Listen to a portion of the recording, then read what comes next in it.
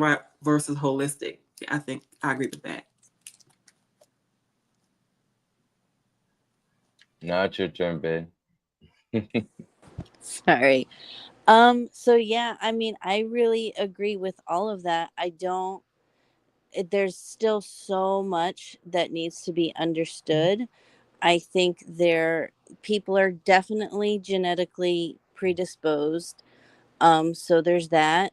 There are environmental factors, there's societal factors um, that contribute. So there still has to be a lot of changes that need to be made. I feel like the medications are scary in my experience because I have bipolar people in my family. I am most likely that myself, in the very least. Um, and I, after a while, the medications stop working. So seeking the help is scary and traumatic. The stigma is scary and traumatic. And then if you are fortunate enough to get treatment, it's still it's still like one of those things that it's just you want to find a solution to it, but it's almost like it's never ending because once you think you find a solution, it's like, as far as medication goes, your body adjusts and suddenly it doesn't work anymore. And then you need to find something else. And then eventually you've gone through everything and there is nothing else. So, what is there left to do? I just think there's a lot more work that needs to be done. And there's a lot of compassion that needs to be, a lot more compassion needs to be added to the entire situation. Okay, Dev. Did you fall asleep on us? Okay, well, yeah, you got it. Sorry. No, you're good, bro. Go ahead. We want to hear your thoughts. Okay. I've always been helpful when it comes to this because for me, I've had family that went through all of this, and like my mom and stuff as well. I used to see she had all of these pills that she had to take. It would just be just everywhere, and we just thought it was like just that she just because she was sick and stuff or dealing with diabetes and all this, but it was a bigger problem, and it ran in the family where they would go through the mental health thing, or they would be stressing or be ready to quit, have the bipolar thing, just the whole yards. And I watched her go through it and a few of my aunts, and it just kept getting passed down. And I was like, wow. But when I really looked up some stuff on it, understood it as well, and did what I had to do on it, I'm like, okay. And then I started being more helpful to her and more understanding. Everybody else would sit there and give her attitude and do all this, and I'd be like, no, let me handle it and everything. I go down there and I talk to her and I help her out, get her on the bed, get her everything she needs, and calm her down and be good. And I was always like that, not just with her. So after her, I started being like that to everybody that went through those things, went through the whole yards. And I'm like, okay. And then even myself, even there was times where I was down and went through all that, I wasn't as bad as my family with all that. But so I was like, okay. So pretty much once I saw them go through it, I'm like, okay, all right. So it was able to help me with my regular problems, even with me just just feeling some type of way and just being sad or just losing for somebody. It wasn't compared to what all they went through to the whole big degree, but still it made me still understand everything that they go through in the daily life. I wanted to circle back to Matt's point about when you tell somebody like you have bipolar or something like that at a job, how it definitely does affect you. And that also goes for insurance as well. So that's kind of one of those things that I want to touch on with Matt. Andrea, what I wanted to say was that, yes, the resources and the way that they do things, that's what I was trying to get everybody's mind to be open with, because I see, come on, you can't go outside and not see a lot about mental health, right, or on television. And so therefore, you bringing that up. And then I love what you just said, Air Bear, as well, because the broken leg aspect of, yeah, there's one way to do it. And then there, you know, I mean, like you just, okay, you said, I love that analogy, because that for me was like, yes, there's one set way to do set a bone or whatever, but when it comes down to the mental and then the emotional it takes on you and everything else that comes with it, then the components need to be somehow where everybody's working together when it comes down to mental health, and then maybe having like a mentor or life coach, or, you know what I mean? And then if you have your spiritual self where you're going into a certain religion or certain spiritual practices, like it's a whole thing. And so what Terry, going into what Devin was saying, you know, I totally agree with that. When we have things that we got to do ourselves, it's really hard. And to go out there, and when you're going through medication and like, okay, this is the one, and then it's not the one, you know what I mean? Or sometimes you can have adverse effects to it. And then you're like, they're telling you, well, stay on it longer because, you know, you got to get through it in your system. And you're like, no, it's not working. So let's go into the next one. I believe second, Christy, we got Chris Corbin in the. Yes, oh, you got that? Okay. Yes, sir. Thank you. So you on? Don't tell me you're on your game. Come on now, Matthew. I'm trying. And then, you know what? I'll say one more thing about the what Drea was saying. You know, with getting the help and stuff. That for me, that I had trouble with. You know, going through financial ruins several times in my life is. Whenever like you don't have insurance, a lot of times they want to like lock you up for like those 72 hours, like she was saying, but like it's mandatory in order for them to give you free medication. And I'm not trying to do that. I'm scared to do that. They took me down there to Western Psych is what it's called here in Pittsburgh. They took me down there and tried to lock me in there, and I went crazy in the lobby. And I was like, y'all, I'm gonna sue everybody if y'all try to lock me up in this joint. Like, and then I left, and they never bothered me again. But it sucked because I actually needed the medicine. I actually do need help, but I can't get it without being locked up, and I'm not doing that because I'm claustrophobic. But I'm done. Sorry, I just had to say that. No, and I appreciate you adding that on, because that is an element that people are not willing to talk about, is on the other side when they're telling you you have to do these things in order to do this type of thing. And it's like, what? Like, that doesn't make any sense. Or how they lock up people with severe mental health issues that are non-threatening, and they get certain things wrong and they do that, you know, like there's a lot going on. But Chris, I would like for you to jump in, please, because listen, first of all, I was on the wrong show. I was doing my 5 o'clock show at 6. So for 15 minutes, I'm rocking like, okay, I'm waiting for everybody to come in. So it's okay if you got the wrong time, my dear friend. It's okay, brother. We're going with it. So if you want to take the first question away, and then we're going to go to Matt with the second question. All right. First, can you hear me? Can everyone hear me? Absolutely. Good. Okay. Brand new setup, so I'm just trying to get all this stuff organized over here. I know, Fancy. I know, Fancy. I saw you. Now, do you play COD real quick? Because I see the gaming PC back there, bro. Oh, no. Oh, no. COD? No, come on. I play way better games than that. We'll talk about that later. All right. So if we understand... Let's see here, if we understand that many people struggle with at least one mental health issue, why isn't there more resources? Because mental health care has never been treated as an essential infrastructure. We budget for everything from roads, armies, corporate bailouts, but emotional well-being is still seen as something that's just nice to have instead of a necessity. Stigmas play into that, but the reality is it's not profitable in the same way crisis intervention is. Like, the loudest voices in power often haven't lived the struggle. And if they did, they would know that the investment here isn't a charity. It's sustainable for the whole community. It's an investment into the future instead of a lost cause. Absolutely. I totally agree with you on that one.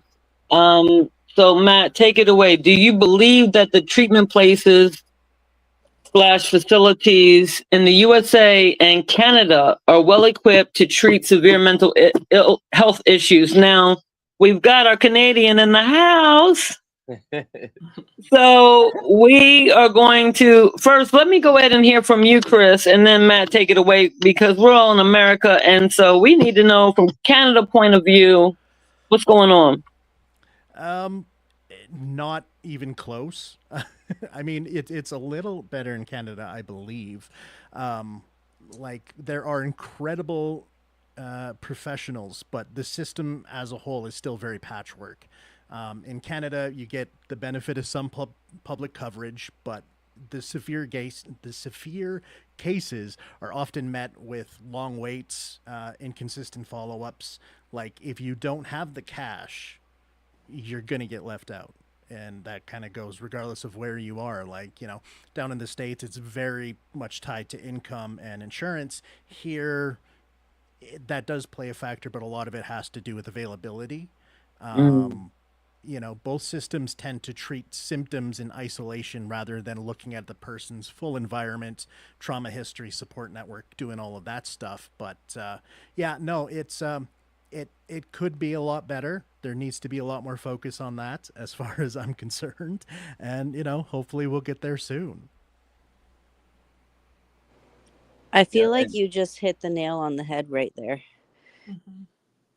yeah. I mean, it seems like a lot of that seems similar to here too. I'll say from experience, living in Pittsburgh, we've had a lot of bad things happen with the mental health centers. So like where I grew up, we actually had it to where people went in there and shot the place up. So I feel like they don't take it as serious as it is. You know, they think people are just talking because a lot of people that do have mental health issues, we also have a lot of self control that they don't think we have. Like I'm one of them. And like I said, you know, we talked about on other pods about my anger issues and how I used to be violent in these streets and stuff like that. And to overcome that has taken a lot of self control. But I know that still like I'm dealing with a lot mentally. But I'm very claustrophobic and I don't like being in handcuffs. And that's already happened to me twice. And that's enough to make sure that I don't do any crimes that they're gonna arrest me for, and I try to stay away from that stuff. But I think because of the fact that they don't take it serious about our words, they want action before they do anything. They're not being proactive, so things like that do happen where our mental health centers are, you know, a place where people can come in with a firearm. When it's like you should definitely have security at a mental health facility, whether you usually have problems there or not. There are people like myself that are violent. Now, I am under control of myself, but what if I had some kind of like really bad like scenario, right? And Terry had to like call and have me sent to the thing, and then I go down there and do something violent, but they have no protection, you know? So then I'm gonna get in trouble because they don't know how to handle me, right? They can't restrain me. So it's gonna turn out to me I'm getting popped or electrocuted or something. You know what I mean? When really there's probably a way that you can handle things because I've been in a lot of circumstances where I was able to control out of control people because I deal with it myself. So I could see and I know what to say to them and like, look, man, I'm not trying to like, you know, hold you back or nothing like that. I'm asking you try to grip yourself up and control yourself. You know, a lot of it with people like us is not to put hands on us or try to force something, but to explain, let us know why in our minds why we need to stop doing something. Exactly. And also, too, it's like in a lot of those cases, before someone gets to that point, they most likely have sought help. And in one way or another, they've been blocked. And it starts to feel like, what's it called? It starts to feel like you're being gaslit constantly. So just imagine if you're in trouble and you're calling out for help and everybody around you is gaslighting you. Even if you don't have any chemical imbalances, eventually that in and of itself is going to drive you crazy because you're like, I'm I know I have a problem and I'm seeking a solution, and you're criticizing me for having that problem and not having a solution, but I'm telling you I need help, and I'm asking you kindly to give me help before I get to a point where, like, some people would go and have, you know, a violent outbreak. Like, I have an uncle who um because also too, you don't exactly grow up with these things. Sometimes you're okay, and then you have a trigger, and then you discover, I have this. And he, his thing, luckily he wasn't violent as far as I know, but like he said he would like go square in the middle of the night even though he knew he wasn't supposed to, and he'd go and start swimming in his neighbor's swimming pool or something, like. And so it's just, it's like, um sorry, I just kind of lost my train of thought there, but That's okay. You can go to Andrea. but a lot of kindness and compassion can go a long way. Well, my thoughts on if the United States is equipped for severe illness, we're talking about severe, I would say no. And I think it has a lot to do with also the professionals that they have. We don't have professionals, either from the top psychiatrists down to support. They're not really following with the treatment plans. They're not really letting clients have that much input in their treatment plans. I think that is possibly a part of the problem as well. As far as severe illness, I think that's the issue. I think it's not enough to cover, so they're quickly turning people out without really seeing if things are working for them. So I don't think we're prepared for somebody that has severe illness, because it's not a quick fix if you have severe mental illness at all. Am I up? Is it me? Yeah, you. Yep. Okay, so I would say, to answer the question outright, do we believe that treatment places in the US and Canada are equipped to treat severe mental health illness? I feel like specifically the answer to that I'd give is like, we are not as equipped as we should be, but better equipped than others. So just like as a quick like ADHD aside, right? I took the time to look up happiest countries on the planet. And like, for example, the top 5, Finland, Denmark, Iceland, Sweden, Netherlands. It's like we've got all these Northern European countries. I understand that severe mental illness is a specific case, but I feel like overall happiness of a country correlates with how well their mental illness is being taken care of, or mental wellness is being taken care of. And then likewise, we also, you don't see the US and Canada appearing in the list of most unhappy countries either. So it's like we could be doing better. We're doing okay. I would just say to that effect, though, like with what Chris was saying with the income-based system, I used to work in the health industry. I billed insurance when I managed a physical therapy clinic, and we would routinely bill for things that we knew would not help the patient specifically, because that was the only way to stay afloat business-wise to get our payouts from insurance. And so the insurance will kind of mandate a situation where they are forcing you to do treatments that are not to the patient's benefit, just because of what they can and can't bill. So there's like a complicated money game going on. And while I was involved in it, I would try and figure out how I could sneak in billable units that would allow me to actually do work on the physical therapy patients that would help them. I imagine trying to do something like that with the way the insurance companies are structured right now for mental health is even harder and more complicated. Dev, you're up. Well, I would say like because I have a lot of experience with it, but I do know that I have a lot of friends that are Canadians and do tell me a lot of things is better out there. But I would say it really boils down to where if they have that good circle, as long as they have a good circle, a good team, good support system, good family, nice little people around them that ain't going, because you can't. Don't be a part of the problem. You gotta at least be able to cope with it, at least be able to help them, be there for them, give them that good advice, calm them down, make sure they're good, and just make their day better. That's all. Yeah, I totally agree. Anybody have any thoughts on that? I just wanted to kind of tie in with my own personal thing while we were talking about that. Yeah, Matt please. there kind of reminded me that even up here in Canada, it's very much the system of get them in, get them out as quickly as possible. Like I know for me, going through my entire life with what I was told was severe depression for decades, and that was kind of the focus of what everyone was doing, and nothing was working, right? And it wasn't then until I found a psychologist who actually took the time to deep dive into me and took an entire session to learn everything it is to go, hey, I don't think you're actually depressed. I think you have ADHD.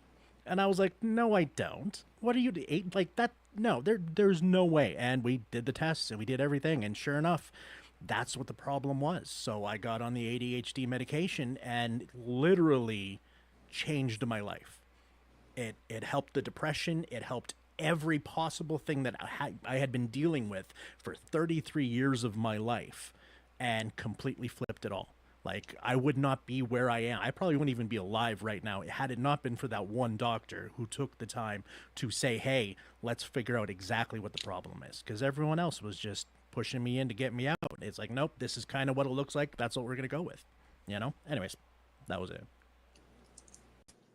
Oh no, I appreciate you for saying that, because you're absolutely right that the misdiagnosis is crazy. So whether it be in the USA or in Canada, we see that we know money, insurance, things like that really matter, and we have to really keep these conversations going. What I'd like to do is I'd like to throw some questions around now to certain people and get their thoughts on what's going on. Sorry, he cannot get in. I don't know. Matt, can you type in the chat to let him know he's not, I don't know what's going on, but I can't Yeah, add him to the screen. I'll work with him right now. Thank you.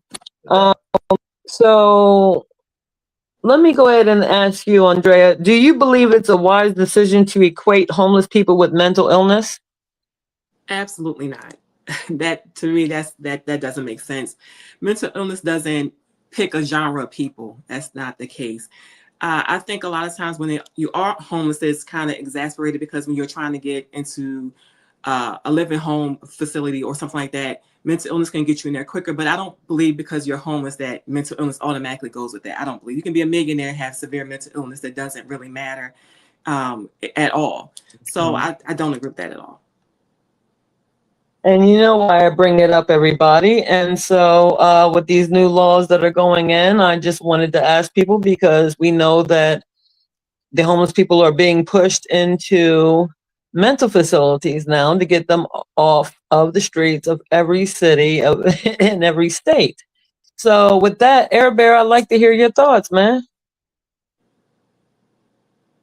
Most definitely. So I agree with what Andrea's saying wholeheartedly. I don't think mental illness picks a genre. I just think that money masks the presence of mental illness quite a bit better, right? It's kind of hard to hide the fact that you're going through a mental episode when you don't have anywhere to stay and you're sleeping on the streets, versus like if you have rich family members who are going to like send you to a mandatory like 30-day care facility, then no one has to see you out having that episode out in public because you have a safe space and the resources to get through it.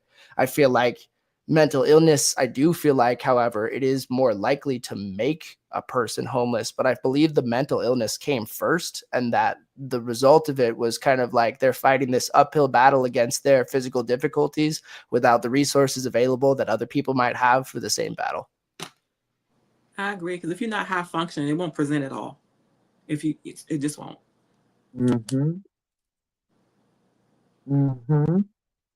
Chris, I see you over there. Wait a minute, I know you got something to say. Who, me? Just to go back to the actual question there, it's a dangerous oversimplification. Some people experiencing homelessness have mental conditions for sure, but homelessness is also caused by economic inequality, lack of affordable housing, addiction, domestic violence, systematic racism. Like, equating the two lets governments dodge responsibility more than anything. They can label it as an illness, a problem, instead of finding a solution and helping these people through. Like Air was saying there, like, as far as I'm concerned, the majority of extremely rich people, they got some stuff going up in their head that they just got lucky, is really what it turned out to be. They got lucky, they had money to handle it, but most of them, they probably got something going on. It's just, to say that it's equal is just, it's unfair to the different situations and everything that happens in people's lives. Like, I've known several homeless people since I was a teenager. Like, you know, at the 24-hour restaurant I worked at, we had some that would come and hang out overnight during the graveyard shifts because they needed a warm place to stay. Like, so I'd get to know them, and you know, it wasn't all about mental illness. It was about, you know, family situations or whatever else. Like, there's so many different reasons that to equate the two is just unfair to everyone involved. Yes. You guys make some great points. And that's why I said that, because it was just weird to say the two when, yes, you know, we have different situations and different scenarios, and how we can go about them is quite simple than what we're doing, you know, and it just drives me nuts because I'm like, we could fix a lot of things. We could do a lot of stuff. Thank you for joining, Kendall, another Canadian in the house. So I'd like to go and ask you this question, my darling. Do you believe the treatment facilities in the US, well, let's say in Canada, do you believe that the treatment places in Canada are well equipped to treat severe mental health issues? The answer would be no. Anything that we are facing, especially nowadays, it's not fully equipped for what they're doing, especially for how we're getting treated and we're getting kicked out constantly for how bad the programs are getting and how unjustified it has been. So right now, I would say the statements are getting a lot worse and there's no proper programming at all. Okay, and with that being said, do you believe it's a wise decision to equate homeless people with mental illness? And proper justification when it comes to the type of scenarios or how much it's going to get worse. I'm not too sure what that means. Do you believe it's a wise decision to say that every homeless person has a mental illness? Yes and no. It's depending on the situations and what their traumas from and what their lives have been like. So each person, what they're dealing with, it's a little bit different for their journeys. So you really don't know until you get to know the person or their character first. Absolutely. Anybody have any thoughts before I go on? Okay. So, oh no, who said something? Devin. All right. Oh, go Yeah, ahead. all right. I won't gonna take too long because I was just gonna say, yeah, you can't really, not to say compare the two or even confuse the two. Like it is different because I've seen homeless people go through it all, and a lot of them wasn't even mental health, or a lot of them was just going through they struggle or had a story or just had been kicked out or whatever, whether it was by a family, friend, boyfriend, girlfriend, etc. As well too, and they didn't even have all that going on. They just needed to somewhere to sleep or somewhere to stay or to get their situation together and get it handled, and that's it. And I was there for a few of them as well too, gave them the roadmap of what to go to handle to do all those things. But other than that, so that's my little take on it. So I don't sit there and say no, every homeless person is mental health or this or that. No, they just going through some stuff. That's how I look at it. Can I add like a personal story kind of quickly?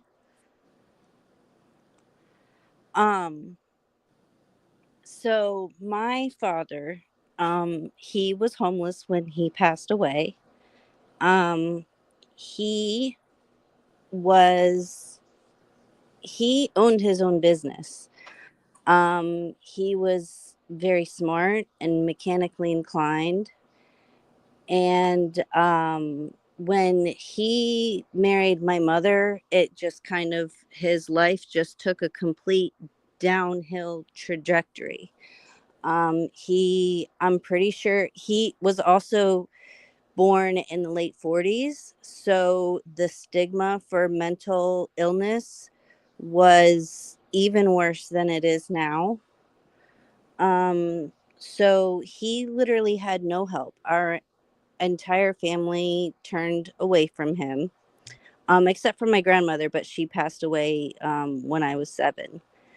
And he became an alcoholic. And so, yeah, the system has improved, but it still needs to get a lot better. And right, I think that like just because someone is homeless, like it doesn't mean like they're, or I guess just because someone has mental illness doesn't mean they're going to be homeless, and it also doesn't mean that every homeless person has mental illness. But each of these people has a story, and a lot of times no one, uh, they just haven't had somebody, like Chris was saying, to like just sit down and listen to them and try at least just look at them as a human being.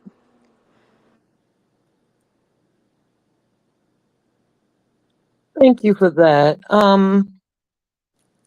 Okay, Matt. When the government starts shutting down or restricting programs, what's your opinion on how is it going to affect people's mental health? I think it affects a lot of mental. Sorry, I think it affects a lot of people's mental health because they're very reliant on those resources. But you know, and like where I'm from, like we do a lot of stuff on our own because we already didn't get the help. So like they say that they do all these things and they have all these programs and stuff, but where I live, like I mean, they don't seem to really apply to us. I'll say that, and so like when those things get taken away for us, it's like, okay, well, this resource was taken away. How can we step in as a community and make all these resources available ourselves? You know, the ones that we're not already doing. I mean, we have our own food banks, we have a whole bunch of stuff, but then the rest of the Pittsburgh area that's, well, I don't know how to say it appropriately, but the other part of Pittsburgh that where they actually care about people at, they have the same situations, and the government steps in and helps them, where they don't do that here. So we're used to it. We're used to not having the resources. But I think a lot of people that are used to being able to rely on their government, it would affect their mental health because now they're like, well, what do we do? Because they don't have the tools. They weren't forced to do the stuff themselves. So now they're like out in limbo.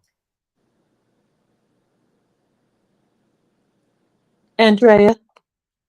I think the effect would be it would be more undiagnosed individuals, but I think it also be an increase in crisis with those people.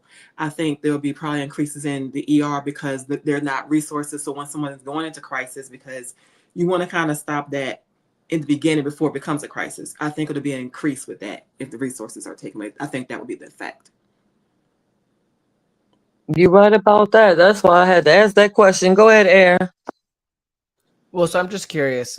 Can you, Christy, maybe give me a couple of examples of the programs or restrictions that you're referring to? I guess because to me, I think it's very easy to categorize all of these particular things as like, hey, we're taking away help from people who need it. But are there specific ones that are more damaging to the demographic of people with mental illness that you are referring to? See, you ain't got to get all like that, Air. You know what I mean? All this intelligence side. Where's the DJ equipment? Okay, so we can go ahead and jam it out. Here's the thing. I'll take it from this point of view. I have a friend of mine in September, the federal government will no longer pay for autistic children who need ventilators. So she just had a mini stroke. That's where I'm coming from. Yes, sir. No, I absolutely get it. So I want to say for the record, like I used to work in the health industry. I took a major pay cut when I switched to the music industry, right? And I'm on Medicaid right now. So for example, like that would be a perfect example of something that if they restricted or removed that program would be a detriment to me. And I would be in even tighter of a money position, just like you were describing with the situation with your friend and the government not covering her son's medical equipment. That's a situation that is clearly like, if not cause and effect, then very directly correlated. The stress of having something you rely upon removed from you like that is major. I guess the thing is that like it could be technically any program that you rely upon, right? Like if I am reliant on food stamps to feed my family and I'm in a position where that's like, you know, like my kids depend on those, having that taken away from me would crush my mental health. But it's you know, there are people who are reliant upon other services, say for example, like medications to treat mental health, and I think they would be equally shafted with those taken away from them. You understand where I'm coming from? Oh, absolutely. And that's what I was saying.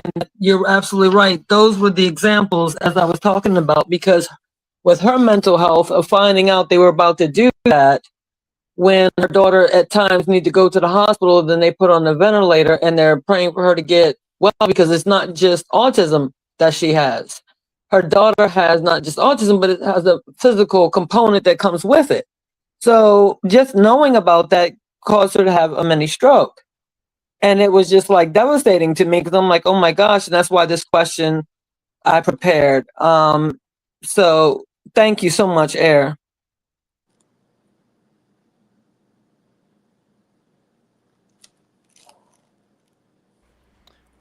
I think I'll just jump in with my take. I know, coming from my side of things, being a lot of the creative spaces and those types of people that I deal with there, losing the programs, it creates a ripple effect. You know, if you shut down an arts program, you're losing a safe space where a lot of people can process and connect with each other. If you're cutting funding from community centers, you're pushing people into isolation. Restrict access to therapy or crisis lines, you're increasing the suicide risk. Like, the mental health impact is rarely measured by the financial, but as was mentioned before there, it shows up when you're looking at the ER numbers, the lost productivity in people's work, and, you know, whatever trauma comes out of not having all of these things available to you that you had before. Even now, you hop on Twitter or Threads or whatever, and you're seeing a lot of people complaining about what they're losing already, and we're just talking like months into this, not even what's going to be happening in a year or 2 years. Like, it's going to be insane for a lot of things and for a lot of people, and I think for that is just something, you know, like was said there, is being able to, what can we do to help each other, I think is going to become a very massive thing in the immediate community-driven support systems that are going to need to come out of this. And we lost Christy. Oh no. Oh no. She'll be back. There we go. She's back.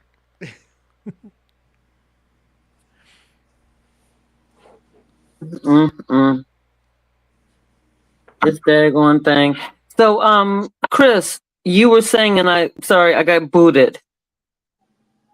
But you were making such a great point. I was sitting up there like, oh my gosh, yes, you know, I'm here having a whole Sunday moment with what you're saying. What did I miss? I don't know. What time did you cut out? I don't. You know what? I think it was just kind of the end where it was, you know, we need to really focus on the smaller individual communities and figuring out what we can do for each other. You know, Yeah. Because if the parents aren't going to step up, the kids got to take care of themselves, right? I know. Everybody's noticing you're low. I thought it was just me, but your mic, Hello? Kendall, just. Thank you, Kendall. I can Sorry, fix my that. bad. I'm just being honest. No, it's good to know. thank you. But she was like, look, it was like, okay, wait a minute, Chris. All right. How's that? Oh, that's perfect. That's good? Much We're better. Good? All right.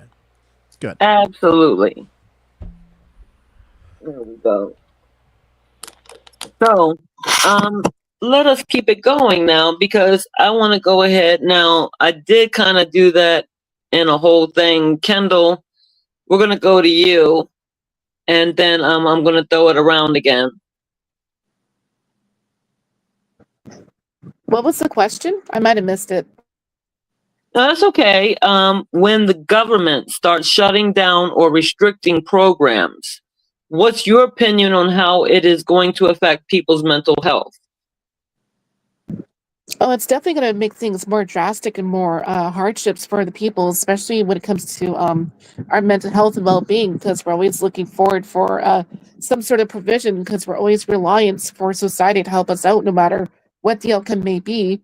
Myself including, I'm on ODSP and things have been very, very tight, especially for like bi-monthly. I only live off of $200 bi-monthly. So that being said, it's very restrictive for what's being provided, where it's either enough or not enough, or you're just trying to make it by. So it's been very frustrating for the past couple of years, ever since I'm going to say it, pandemic occurrences. Okay, it's going to make things a lot worse if something doesn't give, you know. So that's where we're kind of stranded at with our own situations for what we're dealing with.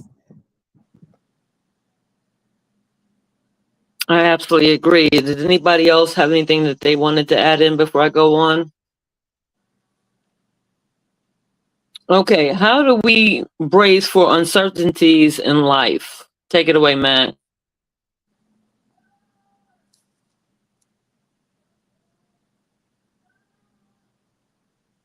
Sorry, my shortcuts were not working. It was trying to bookmark this. The the uncertainties of life. I don't really know. I mean, I think maybe I don't understand. Could you possibly rephrase it for me? How can you stand strong with uncertainties in life? How can you maintain yourself? Oh, okay. I would say by being confident in yourself, like, no matter what's going on around you, you know who you are. You know that, you've dealt with a lot of situations, most likely, because I think that, it's hard to put a level on the amount of trauma or pain that we've all dealt with, but that in our own lives and our own perspective, that the smaller things for other people could be just as large as the bigger things for some of us. So I think just being in control of yourself and believing that no matter what, that you can overcome it, puts you in power, I feel like. Kendall? I'm always right on the spot. Come on now. I guess you got to keep pushing forward. I got to behave. Come on now. Okay. I know, right? Bruh. But yeah, basically, if you're uncertain, you got to keep pushing forward. There's only so much we can do with our future and then predictions with the future. So we just got to keep pushing forward and do the best we can. Terry?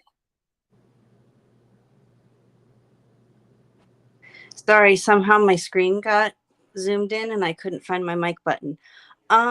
So for me personally, it's, allowing others who love you and care for you to give you strength and support.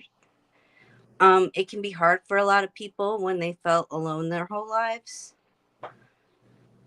So if you've got somebody who's constantly reaching out to you, and trying to help you, maybe be brave and seek some comfort in that.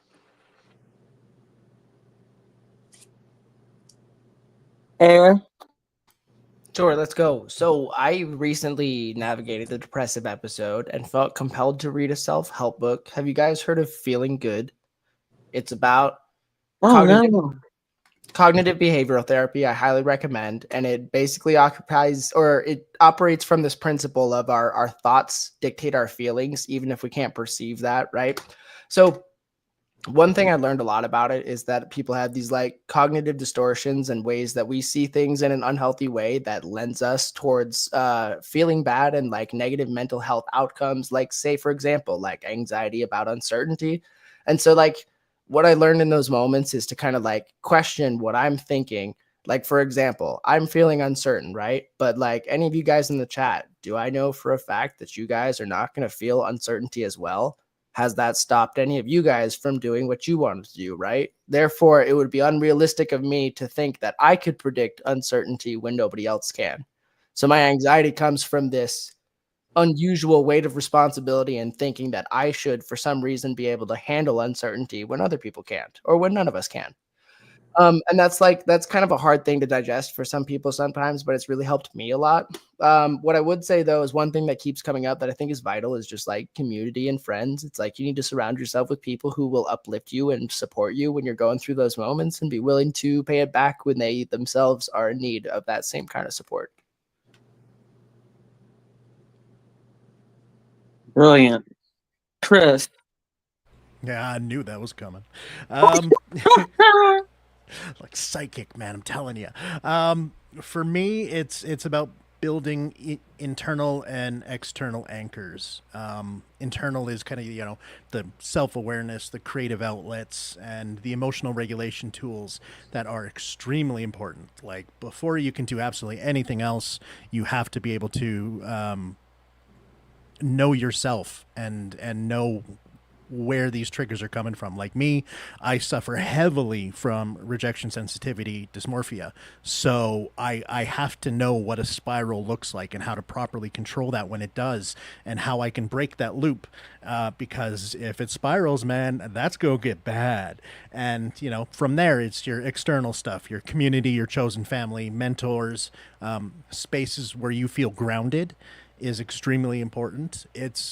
It's knowing you cannot control everything, but knowing you can control yourself. And you start with that base and you work it from there, and you build up everything around yourself to then, handle everything else that's coming in. It's a one brick at a time sort of situation. Absolutely. I agree. Did I miss anybody? Me. Yeah, That's okay. Kingo. I was looking and I said, wait a minute. I kept looking at you and I'm looking and I'm like, okay.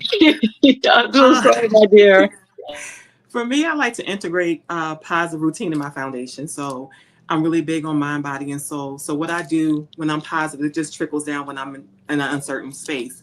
We are creatures of habit. We tend to go back to the things that work for us. But if you do it routinely, every day, some kind of goal, when uncertainty hits, you just kind of fall right to that place of doing those positive reinforcing things. So for me, it's a mind, body, and soul goal every single day, whether I'm in a good space or a bad space.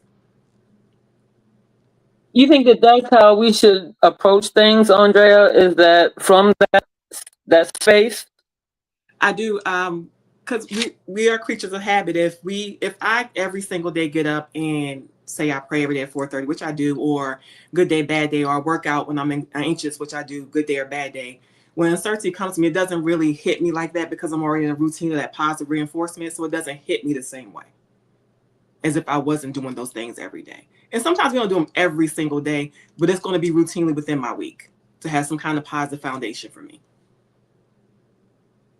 And I think everybody has spun it all the way around from the different parts where it is, we know that there are going to be uncertainties. It's all about how you build your foundation. And so it is, Chris, brick by brick. We can't know. And of course, if we did know everything, then would life be better? No, not really, because we would find something else to complain about, So with that being said, we're going to go into the next question. And Andrea, I'm going to start with you because you already started with that. What methods can we do at home to preserve our mental state? Okay.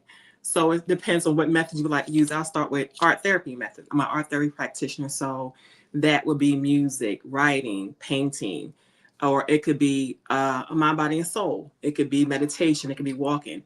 So I think it's very important when you are mentally struggling to find out what actually works for you. So when you're at home, you can do those things. You can still contact and be in contact with your therapist virtually. You can get up and stretch. You can get up and meditate. So it's really being in tune with yourself and using those kind of methods. For me, it would be art therapy. That would be my method. For some people, it's music therapy. So those are things that are home that are tangible. You don't have to go outside of your home to actually seek. Mm-hmm. I agree, Chris.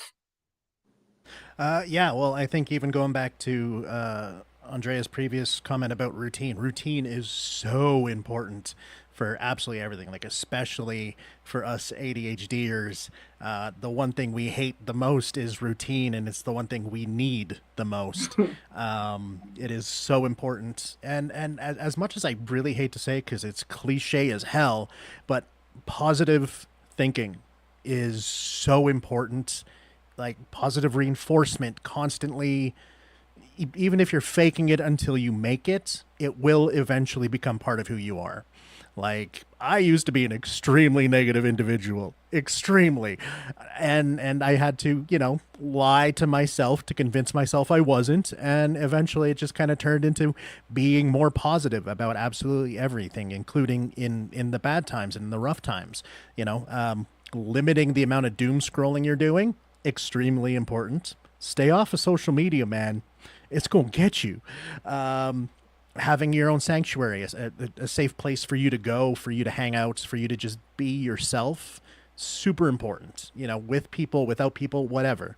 Art again. Like I will always go back to creation, especially in the rough times. Like in my darkest depressions is when I create some of the most amazing stuff, because I'm finding a way to express how I'm feeling inside in words that someone else can understand, or in a plot line or a character that somebody else can relate to. And by using those words and figuring out how to properly express this emotion for someone else to see it, I understand myself better, and I understand why I'm feeling that way and everything that's coming out of that.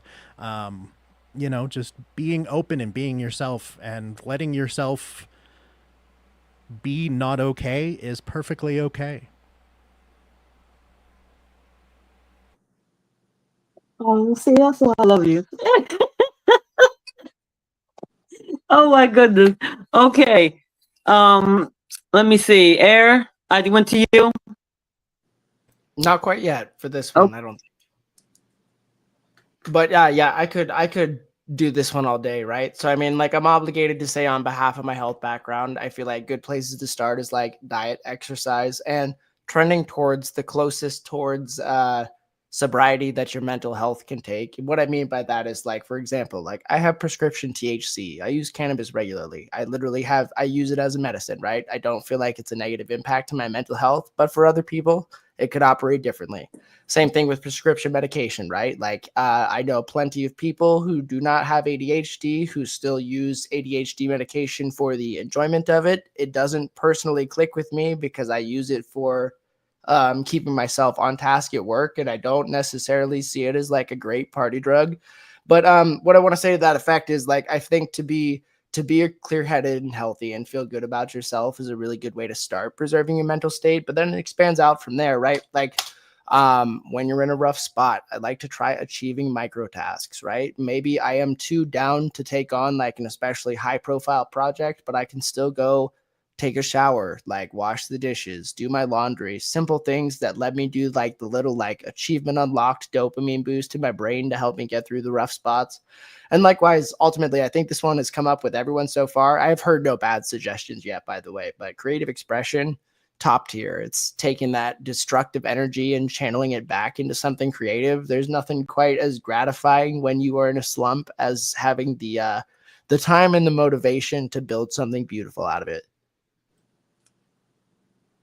So y'all gonna have me talking all night, then y'all be off here and I still be talking. Okay, Matt, go ahead, take it away. And then Terry, and then Kendall. All right, so for me, definitely, I agree. What Drea was saying. Art is a huge help for me.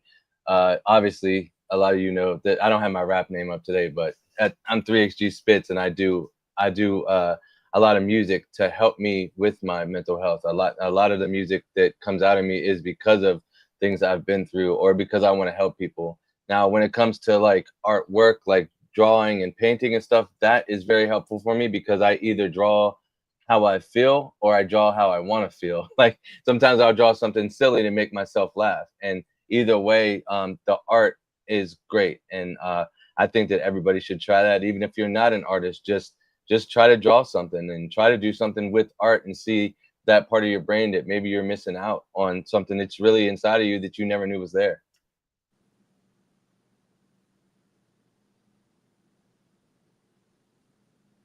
Terry. Sorry, my phone did it again. So I think everybody is bringing up a lot of great points. I think all of those things are great tools. I know that sunshine helps. Get yourself outside, even if you don't have the energy. Like, just try to sit in the sunshine. I used to tell people, I like to do barefoot gardening at one point, just grounding yourself and being outside. And I think nutrition has a lot to do with it. Eat as healthy as you can and be good to your body as much as you can, because your brain can't give you good chemicals if it doesn't have good things to create those things from, is the best way I can kind of say it in a short term. But yeah, the only thing I would add to anybody else, and what they've already said it anyways, is nutrition and getting outside and moving your body in any little way you can. Everything helps.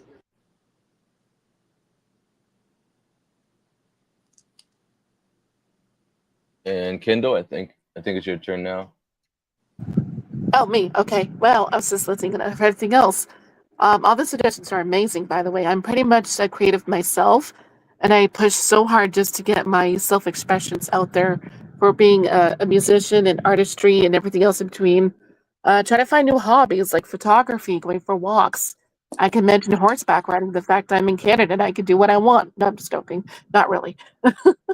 um, Basically, when it comes to just finding yourself in the midst of chaos, too, is just learning what you want to do and try to do better for yourself on a daily basis. Each day is different, just to be alive and a blessing, just to be in existence. We're doing what you want to do and just do the best you can. So finding new hobbies are highly recommended. I think this will be a great time to segue and allow everybody to introduce themselves and what they do. Matt? So I'm Matt Spencer. My trade is computers. I'm an IT guy. I like to write code with PHP and Laravel. I'm working on a social media project for artists. It's called SkyV, and it's also an underground streaming radio service as well. And aside from that, I do music and community activism. So Christy's seen a couple that I've already done, but we do things for the children here, like have days with the bouncy houses and bubbles and stuff like that, and free food. And we just do things. We're doing a coat giveaway, and we just like to do stuff to help the community, because I come from one that didn't have a lot of help. And again, that's what I was saying, is we find ways that we can help each other where I'm from.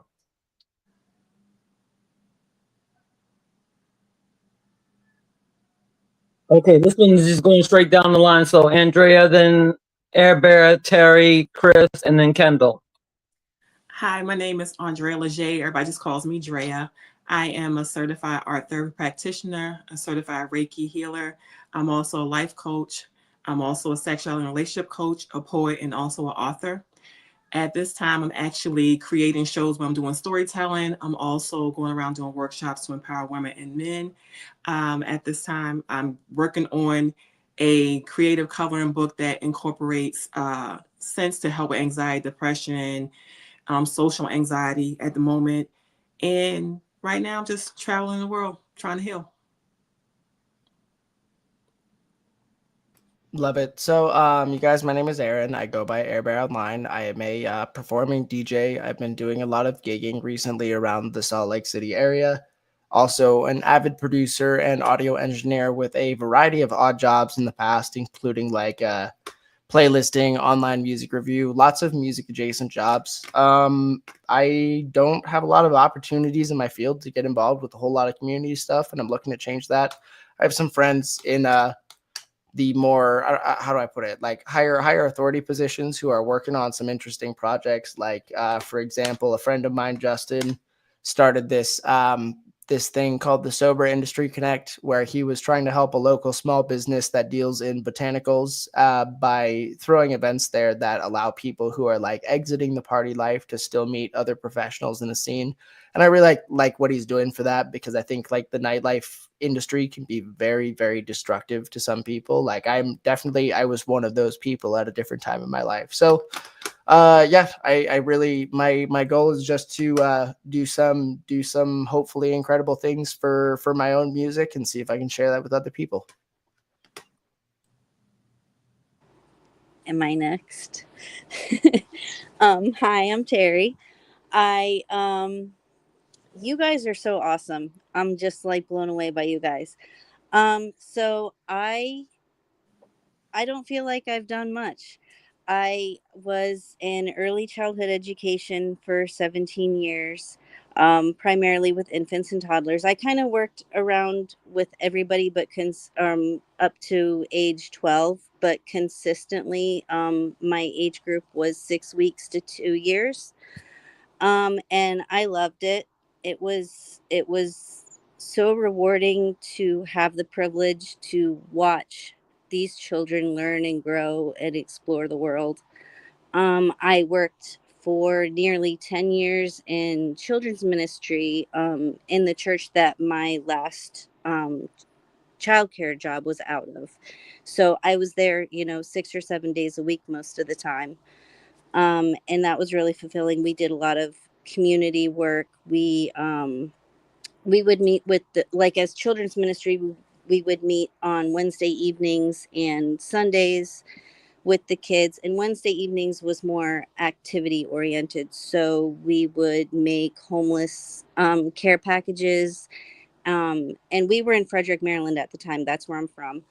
And so we would go out to Carroll Creek and, leave like little scarf and glove or mitten bundles for people, little care packages with, little soaps and shampoos and other hygiene items for people.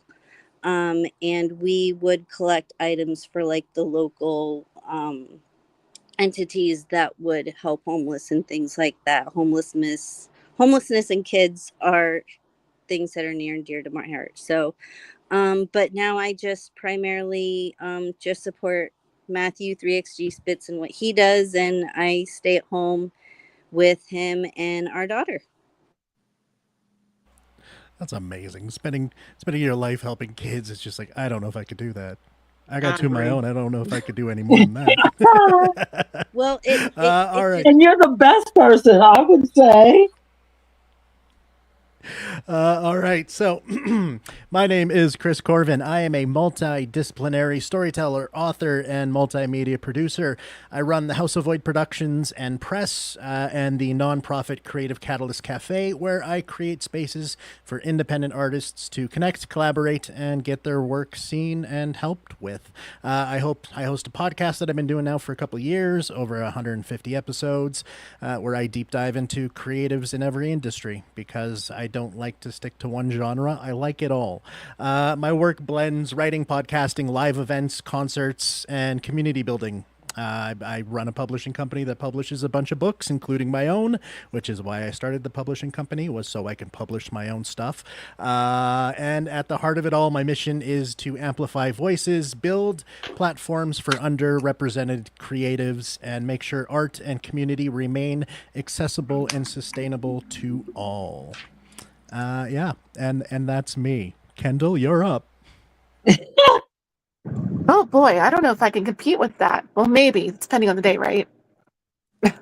Anyways, about me, I'm pretty much all over the place as well for being a multimedia artistry.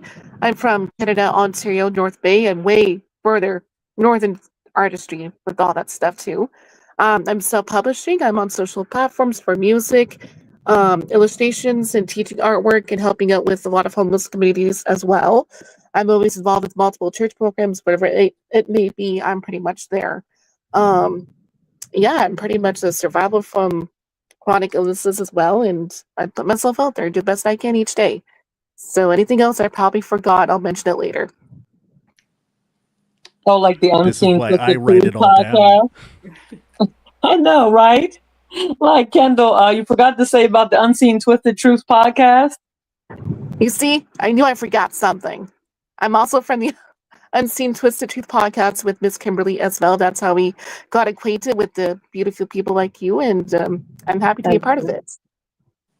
Thank you, and I'm glad that everybody is here. I'd like to take 1 second because I know Wicked Low is not able to make it in, but I promised to play his song in the spirit of what's going on, and hoping that we're going to close this out in just 2 questions real quick. I just want to thank you guys for hanging in there with me, and I promised this, and this was supposed to go in the beginning.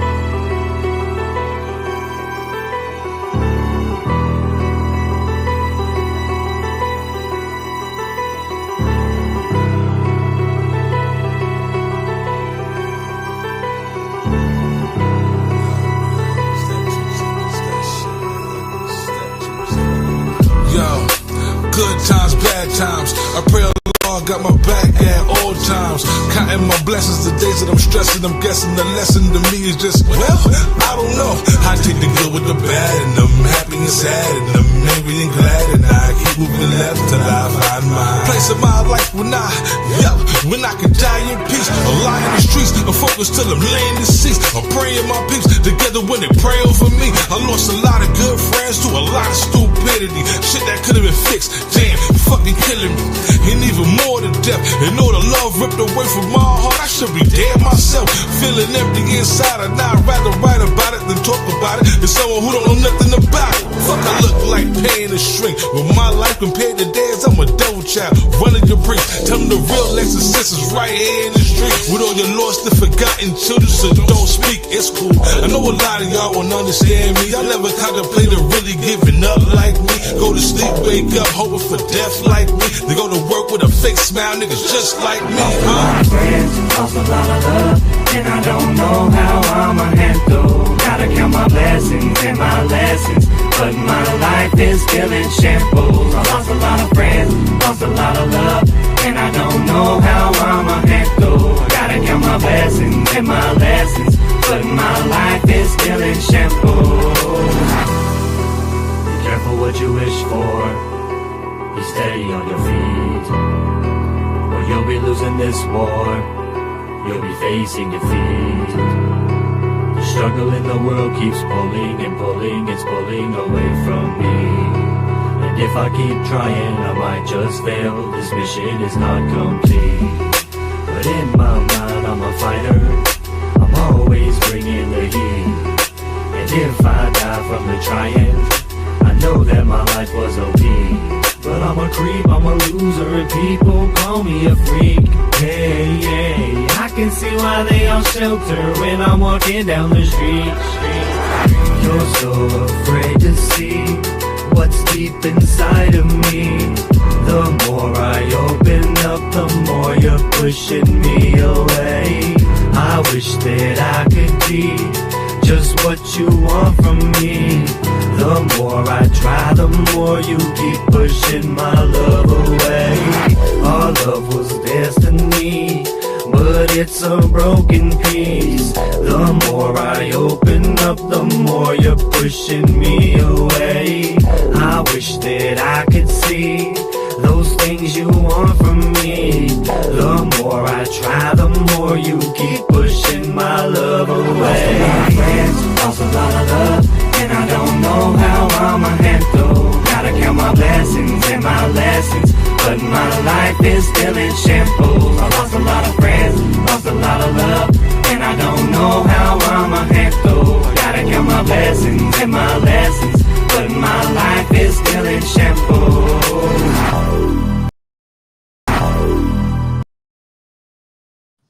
Okay, thank you, everybody. Yay, Wicked. Featuring the Zipper. He had sent 2 songs that I definitely rocked with. I had to get one in. Let's go. What does it mean to you to strive for mental wealth, Kendall? Oh my goodness. Each day to do better.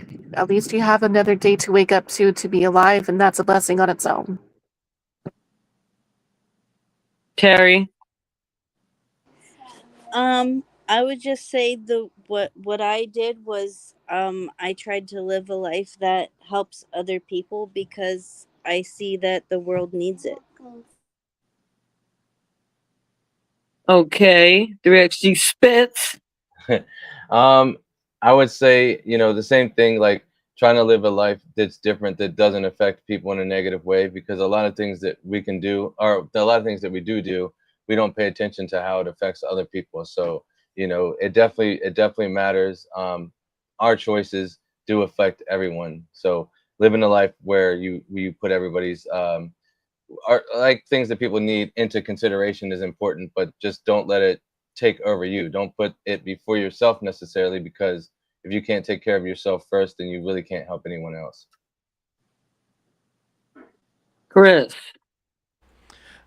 For me, mental wealth is when life doesn't feel like I'm strapped into a roller coaster that I didn't choose.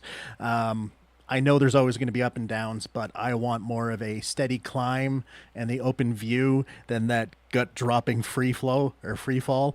It's having that creative space and emotional bandwidth to enjoy the ride, even when it twists unexpectedly. It's knowing that I have projects to believe in, people I can lean on, and the self trust to handle all the crazy crap that ends up being thrown my way because I have horrible luck, and knowing at the end of it I'm going to come back out still smiling and still focused on what I believe in it at my core.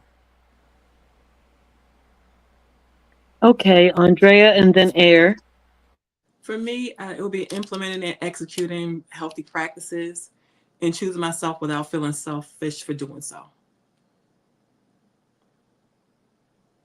Everyone's keeping it short and sweet, so I'll just say that like it's the thing I feel like I would hate most, right? Finding a routine that lends itself to long-term longevity, not giving in to impulsive decisions that are going to have lasting repercussions. Mostly just I feel like to strive for mental wealth is to attempt to be consistent until you start to approach something similar to actually being consistent. Absolutely, I love those. I love all those answers. Absolutely, and What about you, Christy? Oh no! What about you? Come on. What it means for me to strive for mental wealth is exactly what I'm doing. I made sure I enrolled in school for music production so I can get my bachelor's degree. I am 53 years old and I'm going for it. You understand what I'm saying, sir? And madams, okay? And so also with this podcast and working with Matt on a project, working with Chris on some things, and being able to be in another anthology again, being in the magazines that I've been in and everything else, that's the mental wealth. Taking that walk today in the sunshine and looking at water and everything else, and people going past, doesn't matter about color, didn't matter about whose gender and who is religious, and it didn't matter about none of that. For a good hour or so, I was just out there enjoying life, and it was just so imperative. So that's where the mental wealth. I know I've got pain, I know this, that, and the third, but you know what? Today has been a great day. Thank you, Mr. Sir, for asking me. So let's get into the last question. What does it look like to you personally to achieve mental wealth? Matt. To me, I think once I achieve full mental wealth, that maybe I'll be able to take care of my family and my home better. I'd say that like achieving mental wealth, I think it encompasses like everything around you because it's all connected. When you're like in a bad space mentally, it's hard to get up every day. It's hard to work. It's hard to do all the things like Ari was saying, the small accomplishments, those really do help. Like, accomplishing the laundry or making things that you can achieve, because a lot of the depression and stress seems to come from things that are difficult to achieve. Not that you can't achieve, but we want things to happen quickly. And that's not how things that are great happen for the most part. Sometimes you step into something where you can just be in place, but most times you have to work for it and work for a long time. So I think it just would be to have everything be okay where you're not feeling like that every day that something bad could happen to change your whole life. Okay, Andrea. For me, that would be being in purpose without feeling overwhelmed and executing it. And it would also be me separating my societal roles that I play, hats that way, mother, daughter, girlfriend, versus choosing myself. I have to learn how to choose myself first and have that foundation before I can be effective in the roles that I play. So if I can balance those two, that would be great mental wealth to me. I imagine something like having achieved mental wealth for me would be being able to just consistently be productive and accomplish things without bipolar episodes taking me out. I don't think necessarily anybody who deals with that regularly is going to be entirely out of the woods, but like being able to recover from those things quickly. But also I see myself, if I had mental wealth, I would envision myself as being in a place where I could be a rock where other people could lean on while they were going through it without tipping over. And I just think it would be nice too. I think the most important part of mental wealth that doesn't get any recognition is like, a lot of us can be ambitious and achievement driven, right? But it's like, are you satisfied with those achievements? Can you sit back and be like, hey, I did a good job, I feel good about it?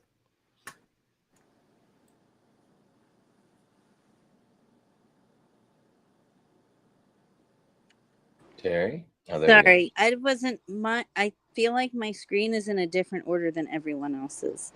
But anyways, well, I certainly like everyone else's answers. I'm honestly, I'm at a point in my life where I'm trying to refigure all of that out right now. So, honestly, I can't really answer the question 100% because right now I'm kind of just lost and just trying to figure stuff out. Yeah, we are definitely struggling. Sorry, Chris, I didn't mean to interrupt. Just wanted to put out that we're struggling together, and we're definitely at a bad financial point, and we're trying to recover. We moved back to Pittsburgh because we lost everything twice in a row. We got evicted, so it's a lot, and she's dealing with a lot. So I appreciate her being strong. But anyway, sorry, Chris. Let me shut up now. Dude, you don't have to apologize for that, man. It's from the heart. I totally get it. I think for me, achieving mental wealth means understanding that the things that I've called demons aren't outsiders. They're a part of me. The fears, the doubt, the deep depression. They're not invaders that need to be that I have to fight off. They're signals that I have to listen to. It's learning how to work with those parts instead of against them, giving them space without letting them run my life, where I can integrate every part of them into me, the light, the shadow, the dark, all of that, and still move forward with the purpose of knowing that I'm whole. Even when everything around me doesn't feel like it is. It's never losing that internal hope that drives me forward in life. Kendall. Oh boy, I'm always stuck with the platter here. I don't even know what to say some days. Each day it's going to be different for me for what I want to strive for because I'm very random, very rambunctious. I've also suffered from severe depression to certain things I'm trying to keep out of versus for what I want to do in life. And I just want to do better for me each day. So whatever that may be, what I want to strive for, it's just pending what it is. There really is no correct answer for what I want to see the clarity of things right now. So it's at a standstill at the moment. I can appreciate the honesty of those who sometimes in a place where we don't know exactly, sometimes we do get lost in the woods, and I guess that with doing these types of podcasts and all, and I'm grateful to have, again, everybody on here that are saying similar things, but having own experiences and ideas and thoughts and opinions about things really bring it together for me to sit up there and before I get outed by Chris, that I'll say what it looks like to me is that I'm just not a mess, a full-blown, I can't function. And it's not just a half a day or a whole day. It's like, a week or a month. I know what it was like before, and I don't want to ever go backwards to where taking my life or anything is an option. It's never an option for me again. So I put certain things in place to make sure that I am succeeding. And Ari, you said something really great that I had a problem with for a long time. And that was as soon as I got an achievement, something else bad would happen in my life. And that achievement went right away. It was like I did not do a darn thing. And that even happened with my first book, going international and me self-publishing, thanks to my friend Beth. And so it was one of those things where, I was like, wow, you're not appreciating anything because you're allowing everything else to overshadow. And it takes me under, and I'm trying to always like bobble between the water and, staying afloat sometimes. And now I'm learning how to stride back. And because I used to be a strong swimmer, I think about the days when I used to get on that diving board and just dive right on in, and just go from 12 feet all the way to 3 feet, and so even though I cannot do that again, I still allow myself mentally to go there. Just like with dancing, I was the greatest dancer, and then, certain things hit. I could still not outdo some of y'all, but I ain't gonna say nothing though. But anyway, though, but still, it's like, in my mind, I can still do things. I can still choreograph. I can still do the things that I want to do. So some of the things, it might not be that you can actually physically do, but in mental wealth, as we talk about all these artistries, I mean, everybody is an artist, on here, that understands what it's like to pour ourselves into that. And sometimes it isn't enough, and we need it to be enough. We need to even know that coming up with an idea and a thought, it doesn't have to be done just yet, but just going through the process. Even the grueling of editing. Ugh. It's like, okay, but then you work through it because that's part of the satisfaction. Everything doesn't have to be grueling. Everything doesn't have to be so dramatic or traumatic when it comes down to being able to say, for me, that, okay, this is traumatizing. Like, I'm still trying to get over the my sister passed away. And then my daughter, a month later, almost died. So it was just like mayhem from 2003 into 2004, and then getting cancer at the end of the last year. You know what I mean? Like all these things, like trying to get me back underwater. And I said, no way. This year I was like, Aqua Woman, and I came out that water, and I reached out on land, and I'm like, I'm here. You know what I mean? So that's what it looks like to me, is to be present, be here, even if I flaws, even like today with the show and the mix up and everything else, normally I would have been like, oh my gosh, just still cringing inside. And I'm like, okay, let it go. You're human. These things happen, and I'm grateful to you guys. So the final thoughts, and I'll give mine last, but Matt, final thoughts or I should say, my final thoughts and your love message, and everybody can go from, again, the order, so that way we don't have to scream your name. So we're going to go just right in order. So tell us your final thoughts and your love message. Okay, so my final thoughts is, first, I want to thank everybody that's been here and everybody that's like listening, you know what I mean? Because it's cool. You go on these pods a lot of times and you have a group like we have here, but each person's not really caring what each other's saying except for the host. And on this pod, I can tell that we've all been able to interact and take in, what each other's doing. And I think that that's really great. My love message would be, accomplish your goals. Don't stop. Don't let anybody else tear you apart or tell you that you can't do it. And if they do, just keep going, because you're the one that controls it. You're the one that says yes or no to what you can do. And just as long as you don't give up and you keep putting time in, you're going to get there. You got to get those 10,000 hours, as they say, but you'll get there.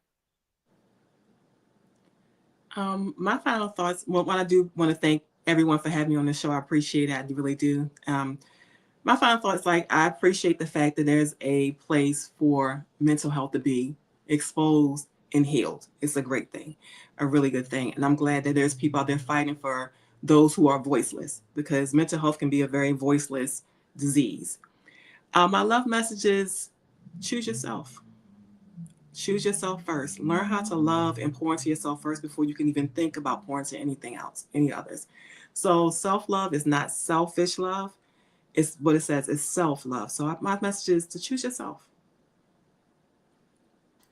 Love it. I just want to say, for the record, what a pleasure it is to be among a panel of creatives. I feel like a lot of people would say that creative and artist types are the most predisposed to mental illness and depression, but I would say we're a little bit more just as a demographic out of the closet about it, a little bit more open to discussing that, like what's going on behind the scenes than the average person. And so I think kind of that's what I'm getting at, is I think that's the cure, is just like not trying to hide it, being honest with people about what you're going through, communicating, finding your support group, finding your community. And then like you get to experience this revelation of like, oh shit, people care about me. I care about other people. We can help each other, that kind of situation. And I think my my love message would be just like, take care of yourself, do something that gratifies you, and then know that even if like the stereotypical mental health resources aren't available for you, you can create within yourself or within other avenues ways to take care of your mental health, even if the system is not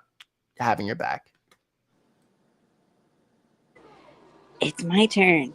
Um, I lost track of the first part of it. Sorry, because my 4-year-old is talking to me about Buddy the Elf right now. But my love message is yeah, just like everybody's saying, like take care of yourself, and so you can take care of others, because we all need each other, but you can't take care of other people if you're not healthy yourself. I know I certainly learned that. And it's hard because I do find joy in helping other people. So, and I do have a hard time not feeling selfish if I do something for myself. So, yeah, absolutely. Love yourself so you can love other people. Hands down, that is extremely important. So, yeah, first off, thank you to absolutely everybody here and for having me back on. I love coming to these, it's so much fun. To me, mental health isn't a finish line. It's something that we got to keep tending to. It's a garden or a creative project. It needs patience, presence, and a willingness to try again and keep failing and always fail, because the second you give up, that's when you actually fail. My hope is that you leave here tonight reminded that you are not alone, that your story does matter, and that it's okay to ask for help when the storm hits. Like we've all been there. We've all wished we have asked for help after the fact, and you just got to reach out and actually ask for that help. And we heal best with connections, and we are all better off when we choose to show up for each other. So, keep creating, keep reaching out, and keep finding the small, beautiful reasons to stay in the fight. And I love you all. And and Kendall left before it was her turn. She bailed. Right. Dude, I was going to say that those Canadians, but then I looked at you and I was like, oh, shoot, wait a minute. No, I'm just playing. Well, I thank you guys. My final thought is that I really enjoy having you guys on, because every time that we do this, I know for me, you all have helped me to have things to think about, to meditate on, to pray over, to be able to really just settle within myself, and knowing and keeping myself okay and saying, you know what, we got each other. I mean, like Chris, Aaron, I've known you guys the longest, Andrea is from my hometown, and I'm looking so much forward to supporting her as well. And Matt being my co-host, thank you. And his wife, Terry, who is our special co-host on the show.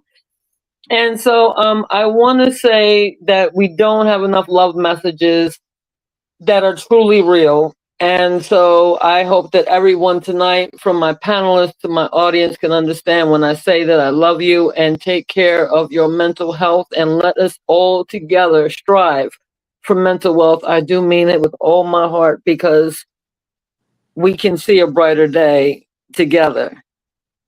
So with that being said, my friends, I am going to let you guys go. You guys have a great rest of your evening. I will be planning another event in September.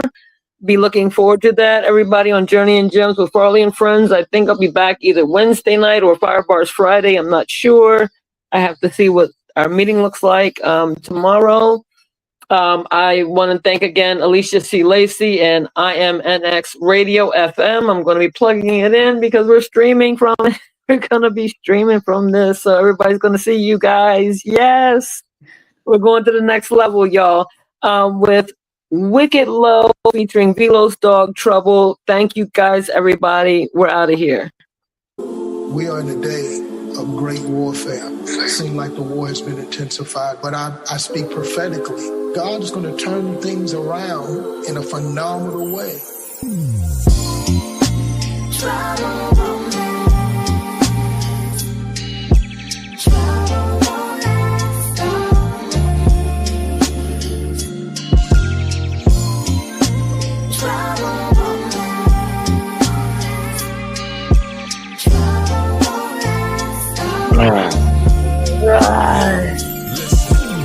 I know things could be hard to see, but you can achieve anything that's manifest and received when pushed forward and go for whatever you want in your dream. Whatever you want, whatever you need, whatever you dream, it can be. Logically, we know the storm don't last forever. We just get caught up in the moment, try to weather the weather. Waking up every morning to some more bad news, a new strain of COVID, or a new war born like the shit is overdue. Civil war, we so divided like what the fuck is new? Every other day they try to tell you who the fuck is you, but the storm won't last no longer. You can kiss my ass.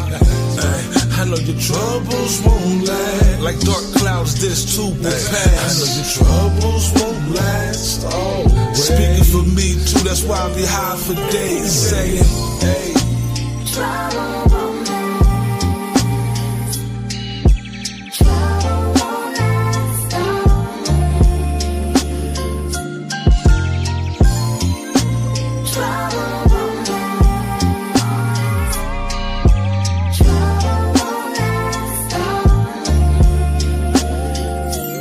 Take a look over your shoulder.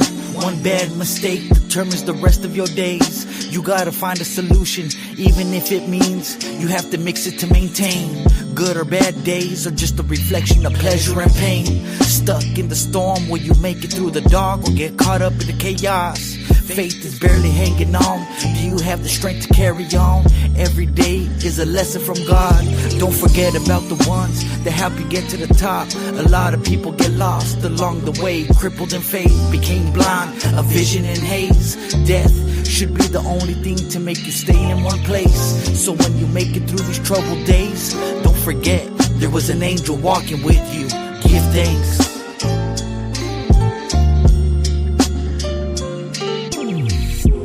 God said, what do you see in the land? Do you see your healing today?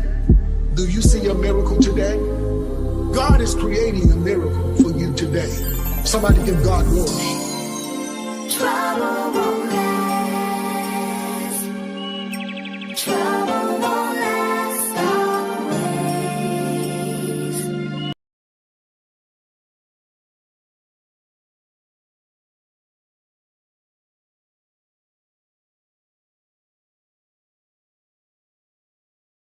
Well, I thank you, everybody, for tuning in. I want to play one more song because I'm in the spirit that I wanted to make sure I could go ahead and play Higher Level by the Guard Code Red. Again, I was on my first podcast that I had set up for 5 o'clock, and then I hit the wrong link. So for a good 15 minutes there, I was on point.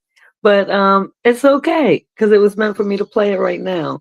Higher Level featuring the Guard Code Red. Let me tell you something you already know. The world ain't all sunshine and rainbows. It's a very mean and nasty place, and I don't care how tough you are, it will beat you to your knees and keep you there permanently if you let it.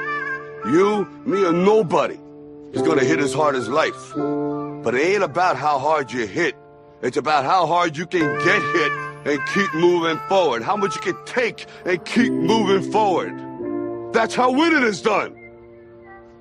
Now, if you know what you're worth, now go out and get what you're worth. Gotta shake it off, man, before I break it down. Yeah. It's like I'm playing Tetris with my vision now. Tetris. Gotta open up my vision just to see the light. See it. It's like I'm Cyclops when the vision right. Yeah. Gotta look through the wall just to see the pain. Look. It's like a dead fly on the window pane. Yeah. Gotta open up the window just to give it life. Gotta fly a different way when you're living life. Yeah. People only see the growth, they don't see the pain. Yeah. They don't see the tears running down my face, man. Hardships in this life that we living, dog. Gotta elevate your mind just to clear the fog. Head beams in my life got me going blind. Like I'm Stevie Wonder lost at the same time. With a better vision comes with a better mind. You gotta elevate your mind just to live this life. Gotta elevate your mind, gotta see the path. Gotta see through this life like a window glass. Gotta see through the pain just to get the light. Gotta open up your vision, get your focus right. Different kind of life, different kind of grind, different kind of hustle, different kind of mind.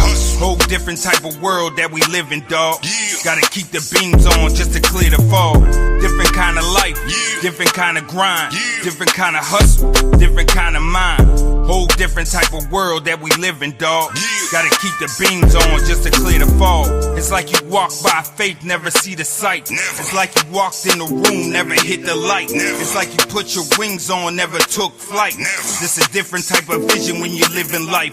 Gotta take that same pain that you feel in death, reincorporate it, put it into every breath. Acceleration is a must when you live in life. Got that jet fuel when you time to take flight. People only focus down on the fame, dog. They don't look for the sun when the rain falls. Takes a different type of mental, different type of mind. It's like living life and death at the same time. It's a whole different vision in a different mind. It's like looking at a picture when your vision blind. Gotta open up your eyes so you see the faith. There's a bigger dinner, man, if you feel the plate. Gotta elevate your mind, gotta see the path. Gotta see through this life like a window glass. Gotta see through the pain just to get the light. Gotta open up your vision, get your focus right. Different kind of life, different kind of grind, different kind of hustle, different kind of mind. Whole different type of world that we live in, dog. Gotta keep the beams on just to clear the fog. Different kind of life, different kind of grind, different kind of hustle, different kind of mind. Whole different type of world that we live in, dog. Gotta keep the beams on just to clear the fog. Yeah, Code Red. It's official. Higher level, man. Yeah.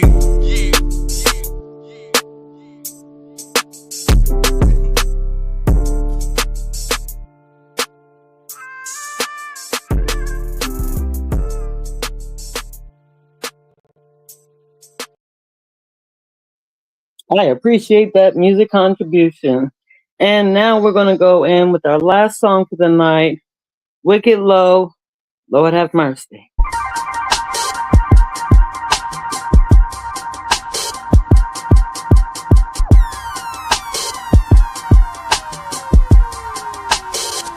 Have mercy on me, oh Lord. On me, oh Lord. Have mercy on me, on me, oh Lord. On me, oh Lord. Have mercy on me, on me, oh Lord. On me, oh Lord. Have mercy on me, on me, oh Lord. On me, oh Lord. Lord, I wanna be like Led Zeppelin on that stairway to heaven, cause I done been on the highway to hell like I'm AC/DC. On my knees sitting praying, Lord, please have mercy. I go from being plotted on to plotting on myself, from having guns drawn on me to me drawing on myself, thinking this is for the best, but it's best I try to make it. Lord, I just been tired, so tired, gotta face it.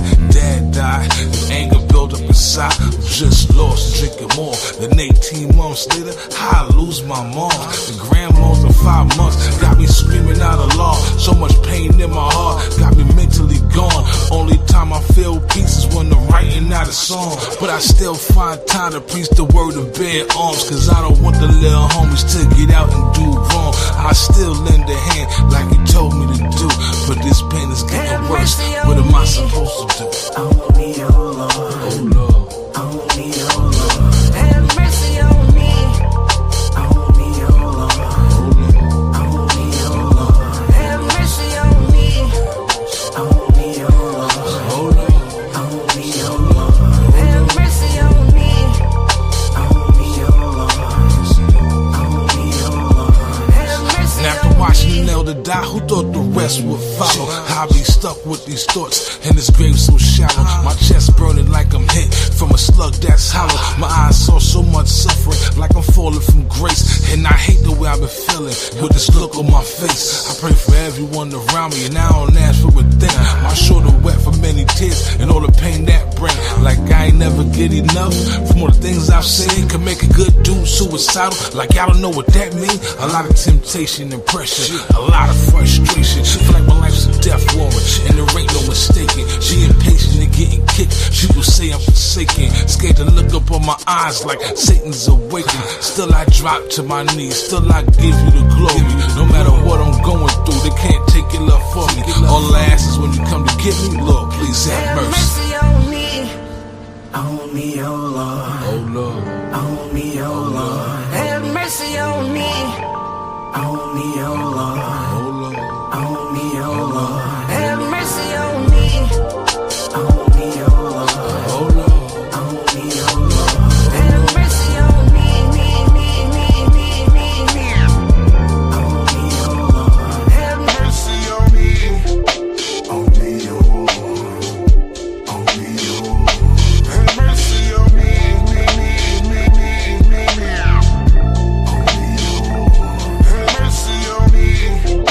On me, oh Lord. On me, oh Lord. Have mercy on me, me. On me, oh Lord. Have mercy on me.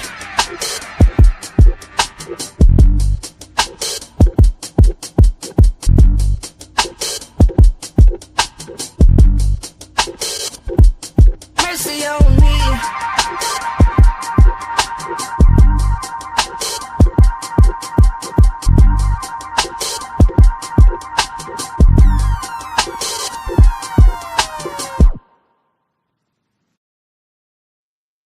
Well, we thank you for joining another Gem Shine Sunday with your girl Christiel Farley on Journey and Gems with Farley and Friends. We thank you guys. We love you. Peace out.